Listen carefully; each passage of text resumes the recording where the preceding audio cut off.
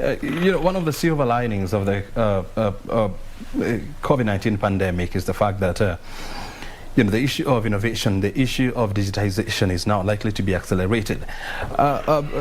From where you see it, do you realize or do you see like the local SMEs are taking advantage of the digitization movement and innovation? We have, I think, two segments here. And one is the ongoing SMEs, which are trying to have a hybrid between digitization and also the labor integration. This is more encouraged because of the setup of their facilities, because probably it was capital intensive. What had been set up before requires the interaction between the machine and the human being. So you see there's such a hybrid. But we have seen the nascent and the emerging opportunities or industries coming up, whereby SMEs are choosing full digitization. You can see the alternative bags that we are currently having instead of the plastic bags.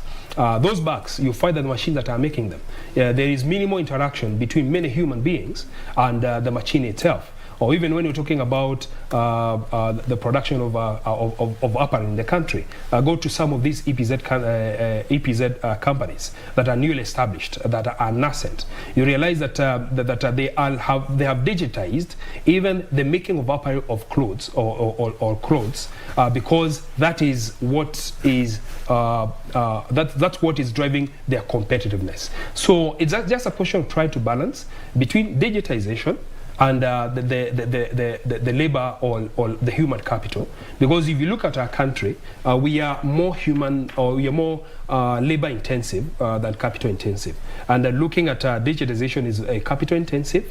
So it's a question of trying to balance the ecosystem and ensure that we are not losing on jobs, but again we are digitizing through the SMEs. And we've been spending a lot of time here, asking what the government is doing to help and to try and help the SMEs in this sector. And the same question now goes to the private sector. Institutions like Kenya Association of Manufacturers, where some of your members, they have tremendous, expertise, having been in operations for decades. What are you doing, as an institution to also help the SMEs, absorb the shocks of COVID? I'm happy to note that in the same finance bill that we're talking about, that there are some proposals that we feel they're not favoring us. There's one incentive that there's one proposal that we took to the National Treasury when we had the budget hearing at the National Treasury, whereby the large manufacturers can assimilate the graduates from our universities and the TVETs with a few incentives being introduced by the government. And we have seen this was approved in the Finance Bill 2021. What this is likely to happen is that we will have these graduates and the TVET graduates, or university graduates and the TVET graduates, being able to come out of the large manufacturing hub with a skill that is required, such that when they're setting up their SMEs, because not necessarily that you have to be employed or move from attachment or industrial placement into employment, but you can decide the skill that I've gotten from this hub, the skill that I've gotten from this factory, I can transfer it into an SME. Something else that is also happening is support through material credit.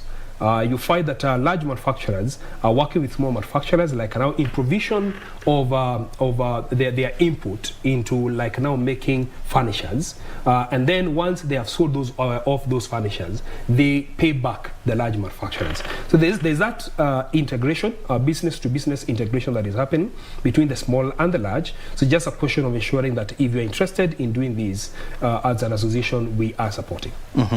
And on top of that, well, I know you don't have bankers, as part on your platform, because you are manufacturers. We have them. Oh, you have them as KAM? Yes, we have them. Okay. Even the money makers. Even the money makers themselves. So, if it's true you have them on board, yes. How are you trying to encourage them to extend credit to SMEs. Well, it is good. I mean, to ensure that there are checks and balances. Because you don't want just to splash your money to anybody. But are you talking to them to try and to loosen some of the demands, collateral demands that are placed on SMEs to access credit? One thing that we are working together with the banks is to ensure that there is formalization process that is happening. That is movement from informal to formal, or what we can call bankability process, such that an SME has the right documents. That means they are transparent. It can be known their inflow and their outflow, how it looks like, their markets, how they look like, and the sustainability of those markets, how they look like. And by doing so, then this is what you present as your collateral security to the bank, by saying that I have in my account, I receive 500,000 shillings in a month, and this is likely to help me. And out of these, 150 shillings or 150,000 shillings is profit to my side. So out of these, I am able to get a loan, which I'll be paying at 50,000 per month, because the sustainable market and the books are transparent and open. Yep. So one of the things that we've been trying to do together with the banking sector is to promote bankability and formalization of the SMEs, so that they are able to get into the credit bracket. But you find also it becomes a bit hard, because when we become formal, our revenue authorities, now they have an eye on you. So you find sometimes it becomes hard to convince the informal businesses to formalize, because they know that now they're getting into the tax bracket of the government. But I think there is more advantage in formalization rather than to remain informal. And the issue of collateralization, of credit in this country, I mean, has been discussed for ages, on how banks, can loosen their news around the issue of collateral. And we don't seem to be having a way out of this, because, some of the issues that you have mentioned, a lot of SMEs are afraid of becoming formal, because that is, of course, is going to attract the eyes of regulators, like Kenya Revenue Authority. But how do we ensure that such issues are dealt with and make it comfortable for SMEs, because they cannot be informal forever. At some point, they need to become formal and become big businesses.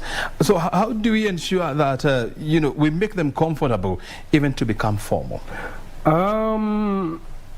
One of the things to ensure that you are walking the SMEs the journey, but not, it's like you're not waiting for them at the gate. For them to enter, and then they are served the same measures that like anybody else, is to ensure that there is a progressive work with them. And that's the reason why, like now, Kenya Revenue Authority introduced what is called the turnover tax. But now that's different from the minimum tax, because the minimum tax was such a harsh tax for everybody. But the turnover tax is at 1%, of which once you've paid that, I don't think you're expected to contribute anything else. The objective of doing this is to ensure that we are widening, or the government is widening the tax bracket, but again, at the same time, it is encouraging formalization. One thing that I would encourage, so that we can see the issues of collateral and formalization of the private sector, of the SMEs is concerned, is the regulatory overreach. Once you are trying to formalize, you find that you are met by various agencies that come with various revenue demands. This certificate is required, this other certificate is required, and before you are able to acquire these certificates, these are the amounts that you're supposed to pay. And it comes to a huge amount of money. So for us to help the SMEs then to get to that stage, can we have one-stop shop that is established, whereby there is a brochure that is saying that if you want to get into this sector, these are the regulatory requirements that you're supposed to meet. And this is the cost. And I believe the one who is doing this, who is called Mr. Government, will sit down and now understand the reason why the private sector in the SME category, they are complaining. Because they realize that for you to be able to set up, the cost is high. The time used to meet some of those compliance issues also is high. So we need to see the reduction as far as the regulatory overreach is concerned, so that we can encourage more and more formalization of these SMEs. And there is an institution in this country called MCEA, whose mandate is to ensure that the well-being of the SMEs in this country is in place, and also ensure that they are facilitated and they are empowered. As a private sector, is there a feeling that MCEA is doing that it ought to do to secure the future of SMEs in this country? Yeah, Micro and Small Enterprise Authority looks at micro and small, but you see the SME is small and medium enterprise. So you find that the MCEA itself is not likely to look into the medium enterprises issues, and it has been one of our concerns when we're talking about the micro and the small enterprises policy of 2020, because it's locking out the medium players. MCEA, yes, a good organization, and we have been working with it. In fact, we had a conversation with the CEO over what is called the Manufacturing Priority Agenda 2021 for Kenya's Association of Manufacturers. One of the challenges they could be facing is the funding by the government for them to be able to carry out their mandate effectively. So we get back to the credits for the SMEs themselves, and the funding from the government, they're being inadequate. And this is a case that is happening to many agencies within the government. You find that their sustainability, if at all they're looking at getting the cash or to get their funding from the National Treasury, sometimes it's quite constrained. So they may be willing to move the next step, but now there is that challenge that they face at the moment. And looking at how probably now we can have a certain percentage commitment of our revenues, of our GDP, be committed to this because of the integral role that institution plays in the country. Very well. Wanjohi would be able to play in the country. Wanjohi, before I let you go, I want you to look into your camera. We've been here, talking about big words like collateralization, securitization, formalization. Big words here, but I want you to focus on your camera and give tips to struggling SMEs on how to make it to the next step of their SME's life. One thing that is quite important is to ensure that you are not stuck in what you have been making from the onset, because probably it has lost the taste or is unable to fit in the pocket of cash-constrained society. So repurposing or looking at how you can move into a sector that is working well at the moment is something that I would say that can really help you to remain afloat, remain sustainable at the moment. We've talked about the formalization process, very integral and quite important. Not only looking at how you're going to be affected when you get formalized through the taxation, excise duty, and the rest, but looking at the bigger goal that you're likely to get into, as far as the banks allowing you to get into their banking halls, and you're able to get some credit. Also, something to do with governance, not only having one-man show within that SME, ensuring that there is institutionalization of the SME that is happening, so that through these you have the right expertise within your docket or within the SME that it would help you to move the next step. The other thing I would ask is that let's work together in pushing for the local market, for the regional market, and also even we take advantage of the African Continental Free Trade Area, take advantage of the Economic Partnership Agreement, take advantage of the FTA that we are negotiating with the United States of America as source of our markets, and this will require the standardization of your products. Very well. Invaluable inputs there from Job Wanjohi. Thank you so very much indeed for finding time to be with us this morning. Yes. And of course, giving your tips to the SMEs. I know they're struggling. Yes. But who knows, one or two SMEs may have benefited from your advice. I agree. Asante sana for your time. Thank you. Let's keep engaging. Yes. The future is SMEs. Thank you so much. Appreciate it. Thank you. Thank you very much. Job Wanjohi is the head of policy and research at Kenya Association of Manufacturers, joining us this morning. Of course, he is a regular on this program, and his advice has been tested by time and proven to be effective in helping young SMEs to move to their next phase of life, and where they stop being SMEs to become fully fledged institutions. This is Biz Check, where quality discussions are the order of the day. O'Brien Kimani is my name. We are taking a short break, and the next discussion we are having is how SMEs can access credit. Stay right here.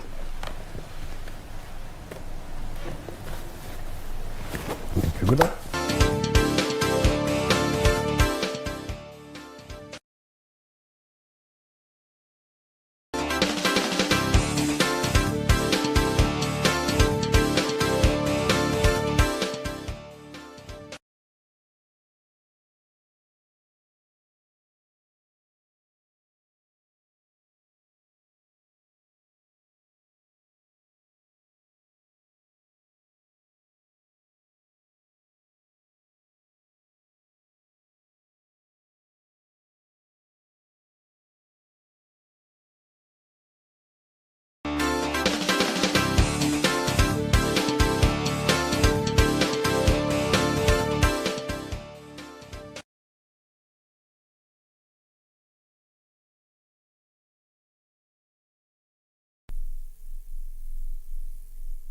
From Broadcasting House, and of course our discussion this morning has been around the revival of the SME sector and of course boosting their prospect going forward.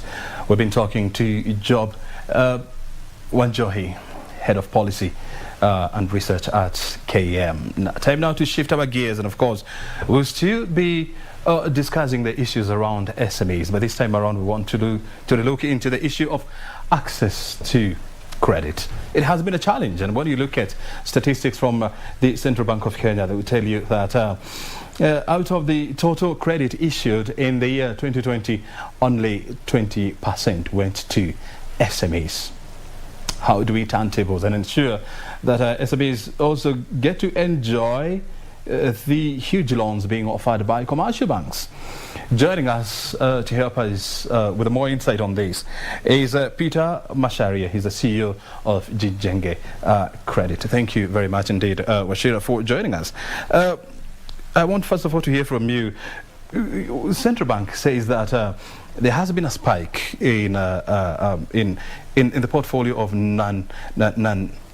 NPLs, non-performing loans, and the figures are around 12.5 to 13% of total issued loans.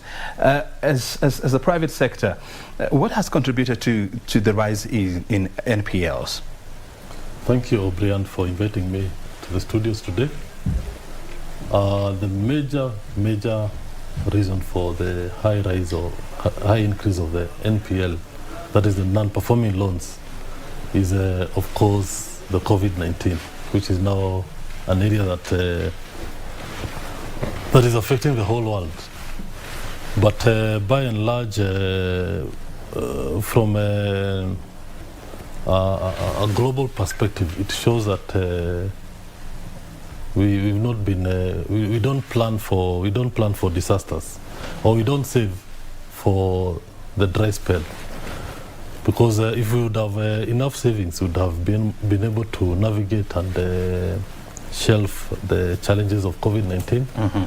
But the main reason is COVID-19, which is compounded now by lack of planning to save, lack of proper savings, and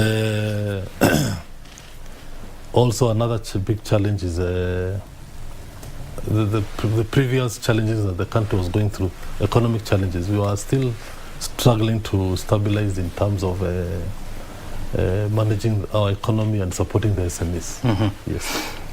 Apart from COVID, and well, it's being appreciated that COVID has presented unprecedented challenge to the business environment, and not only here in Kenya, but globally.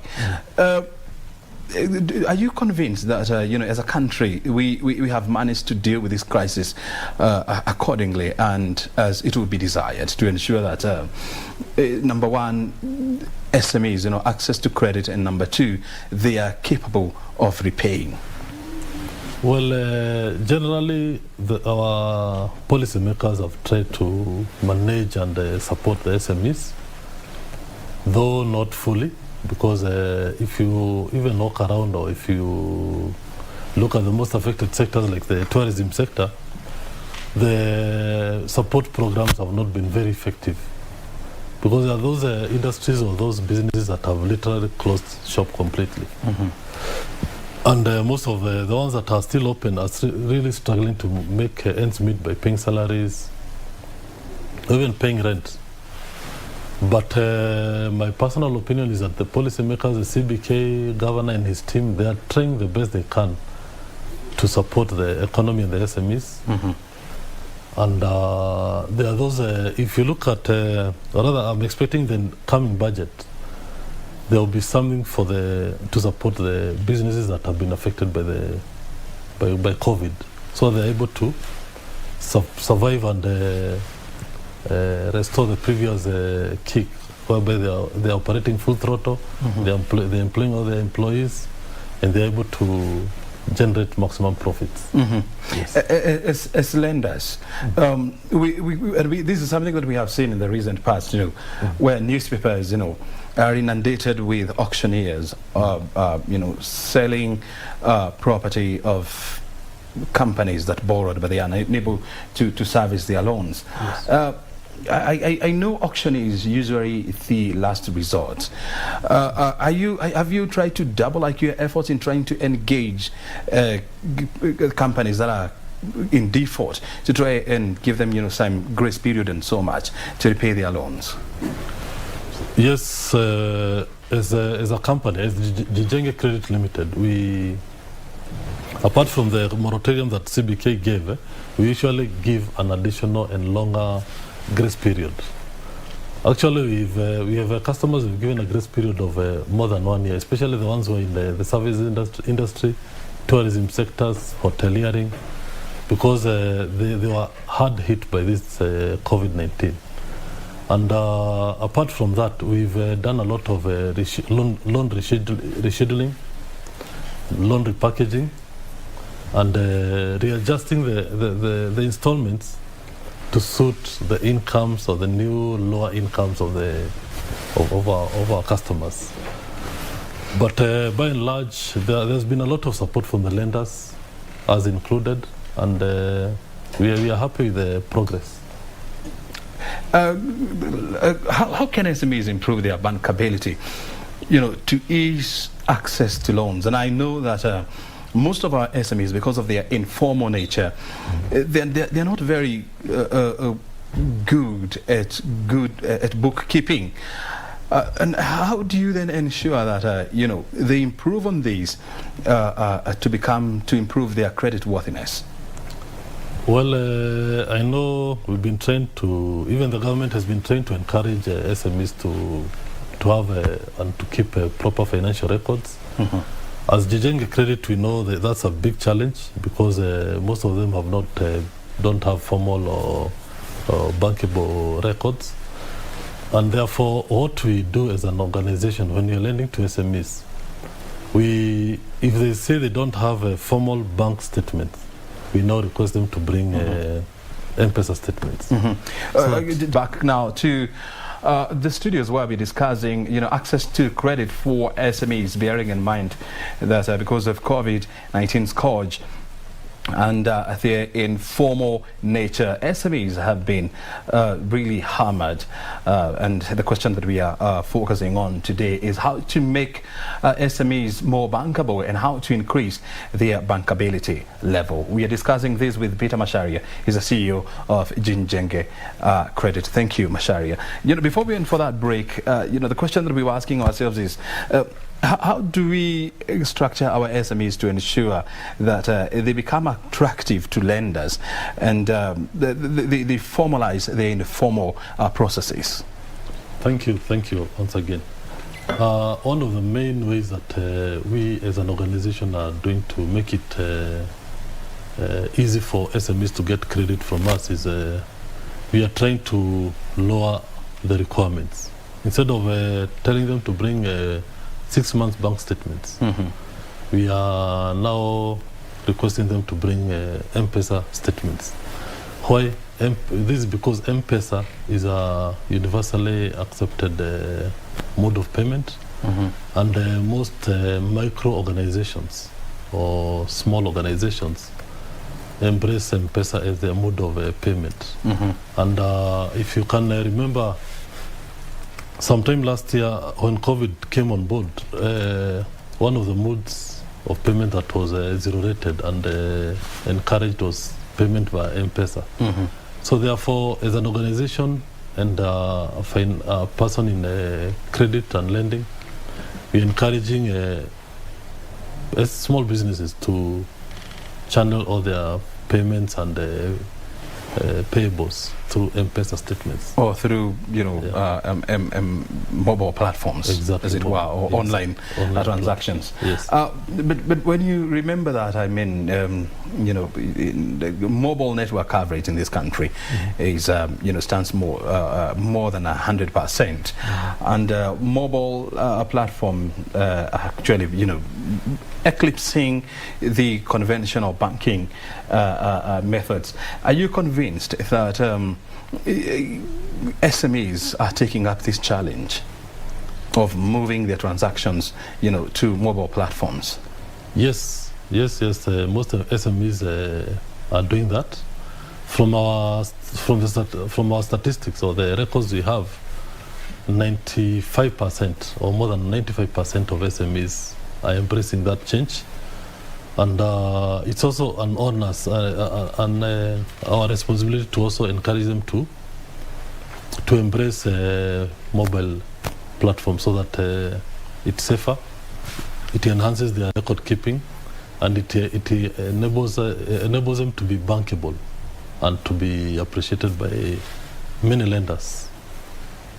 And then the other question that comes into mind is, the cost of credit in this country. And this has been, an ongoing discussion, how do we lower the cost of credit in this country? And when you consider that, banks will give loans, at a rate of between 16 and 18%, when you factor in various payments. Is this really the best that we can offer our SMEs, or there is a way we can go down to, let's say, maybe say 10%, 12%? Well, currently the CBK percentage lending base rate is 7%. And I would like to appreciate the governor for maintaining that rate, because I think from the statistics and the information that and the data that they have, that is currently the best rate that they can maintain with the current prevailing economic challenges. Because there are so many factors to be looked at, which I don't want to delve into. And at this point, I would like to appreciate the opportunity I'm usually given by CBK to participate in the preparation of those rates every month. And if you look at within the Africa region, those are the going rates, because if you look at some Western countries, the rates are slightly higher. But compared to the Kenyan market, those rates are quite fair. Are you talking about West Africa? Western African nations. Yep. Their rates are slightly higher.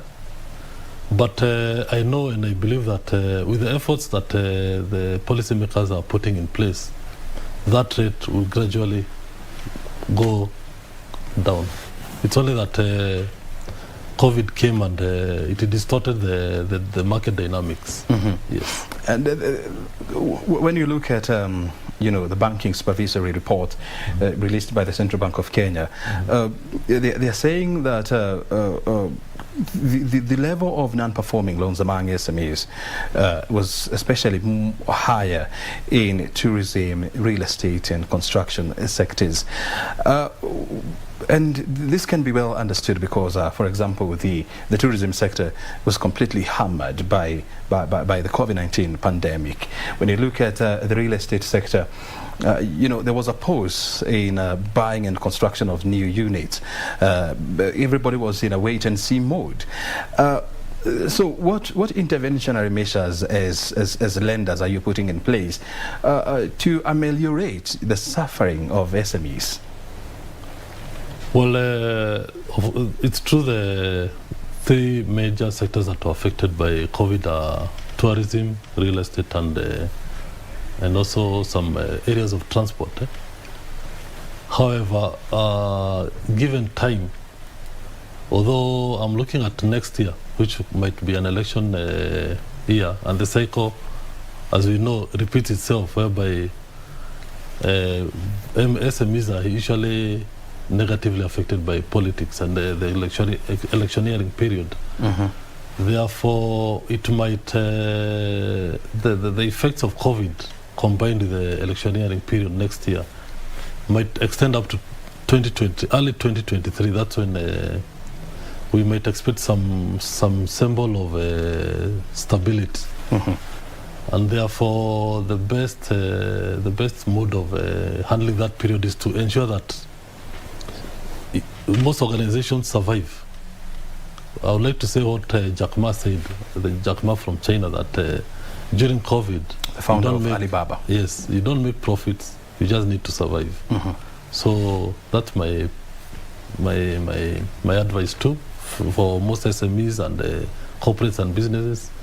Let's survive between now, next year, but after next year we start making profits. Very well. Wachira, thank you very much indeed for joining us this